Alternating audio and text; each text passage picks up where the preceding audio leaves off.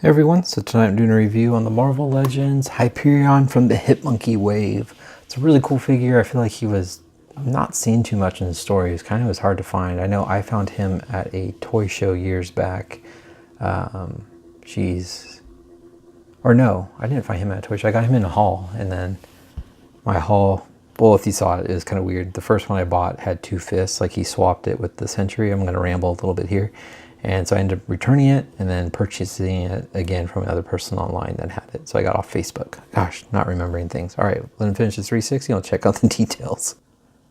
All right, guys. So I think this figure is kind of underrated. It's got, I love the head sculpt. It's got a very angry, stern look. You can see his blue eyes there.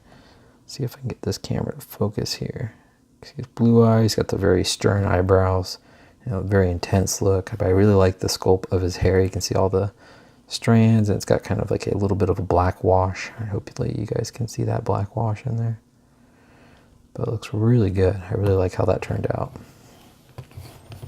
See, all the way over, and the paint is nicely on there, so it's fully covered. There's no plastic showing. It's got a good flesh tone. And then coming onto here, this is actually a separate piece, so you can kind of see. Show you guys really quick. So it's got that second peg, but I like how it's got this gold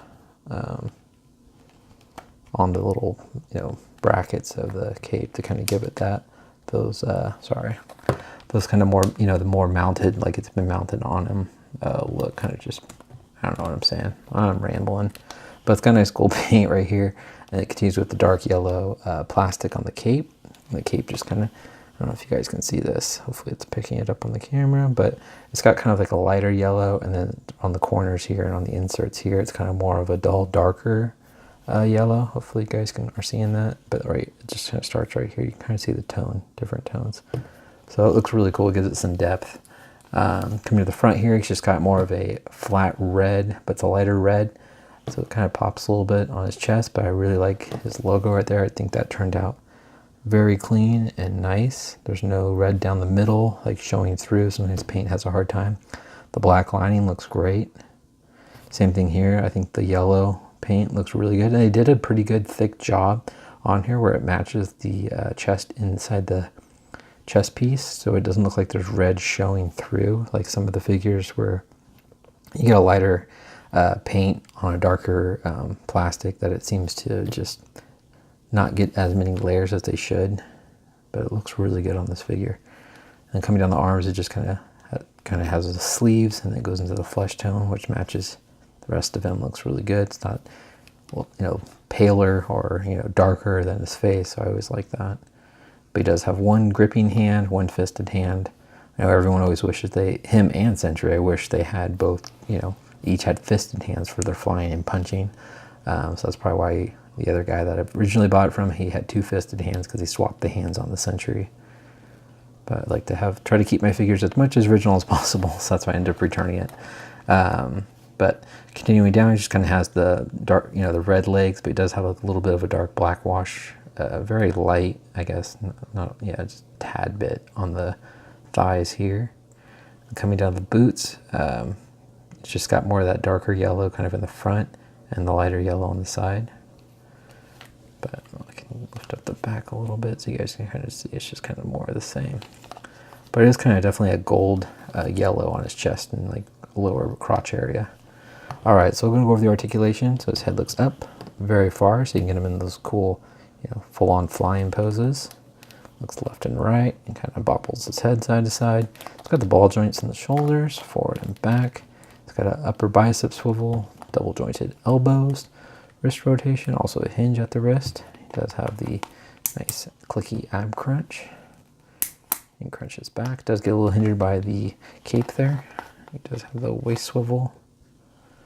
Sorry, it looks like the camera is kind of out of focus. Kicks forward.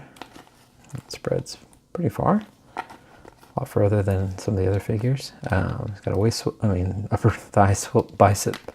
Oh my gosh, upper thigh swivel. I can tell I'm getting tired. Double jointed knees, boot rotation, ankles move down, and they do move up. They're just very tight. He's got the nice ankle rocker and pegals bottom of his feet. All right, I'll show you guys how tall Hyperion is.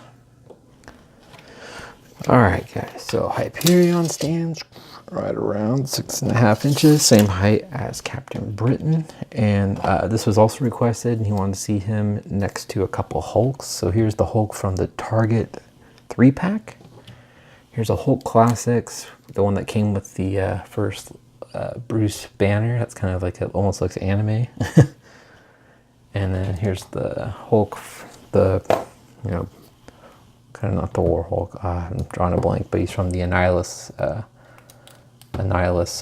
wave, but without the armor. I do have the armor, just in case you're wondering. But there's some Hulks for you. I hope that's a good comparison. I didn't really grab any of the more recent ones. I thought these were pretty cool looking Hulks. I know you said just any Hulks that looks, you know, fun. I thought these were different. I haven't really used these as much in other comparisons, but hope this is helpful. If you want to see a different Hulk, I still have quite a few. But if you want other ones, just let me know. I'll do another comparison video. But there you guys go. That's my review on the Marvel Legends Hyperion. I definitely think he's really cool. He's a little pricey now because he is the only Legend scale Hyperion. Maybe one day we'll get a variation in the suit or something. I don't know. But he's definitely, you know, worth getting, I think. Just keep hunting out there. All right, guys. I'll stop my rambling. I'll talk to you guys later. Take care. Bye.